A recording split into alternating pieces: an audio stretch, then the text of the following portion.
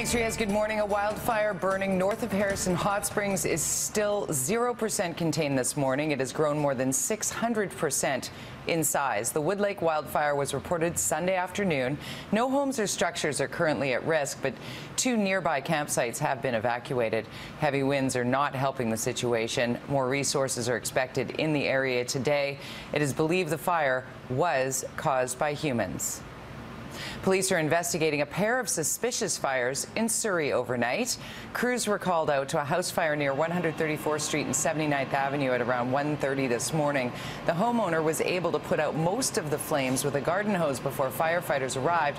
But while they were putting out that blaze, there were calls to another fire half a block away where a large SUV was burning in a cedar hedge. There are no injuries, but police are still looking for suspects. It does appear suspicious at this time. Police are going to hold the scene, and we're going to have investigators here in the morning to assist them with determining that. Are the 2 fires related? At this time, we're not sure. Again, it's with the investigation going on. We'll know more probably tomorrow morning. Friends and family are paying tribute to a teenager who died from a fentanyl overdose over the weekend. 17-year-old Jack Bodie was a Burnaby North Secondary student, a car enthusiast, and a rep hockey player who looked forward to studying business. Jack and another teen lost consciousness after taking fake OxyContin pills in a Vancouver park. The other teen recovered, but Jack died after being taken off life support. Just always with a smile on his face. Just a really nice kid, outgoing. Always, he was just smiling and a good guy to be around. He always brightened the mood. Last year, fentanyl accounted for 25% of overdose deaths in BC. That's 5 times more than in 2012. Doctors say young people need to know that powerful drug is out there in the community. It's very dangerous because it's often mixed in unpredictable amounts in recreational drugs. If somebody is going to use, we always recommend that they take just a tiny amount first to see what effect it has, to make sure that people are using where there is somebody who is able to call for help and to dial 911 immediately that there is a concern. Vancouver police officer has been found guilty of assault following an incident with a cyclist during an arrest that was caught on video. It happened in March of 2013 on Beatty Street near Robson. Constable Ismail Bada is seen taking a cyclist into custody for riding without a helmet and running a red light.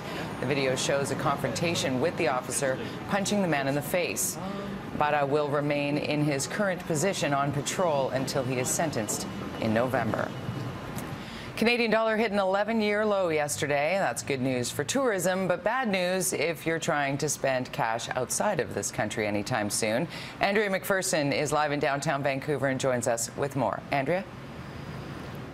Good morning, Jody. Down at Canada Place this morning. It's a windy one, but tourists coming through these cruise ship terminals, well, about 57% of them are Americans.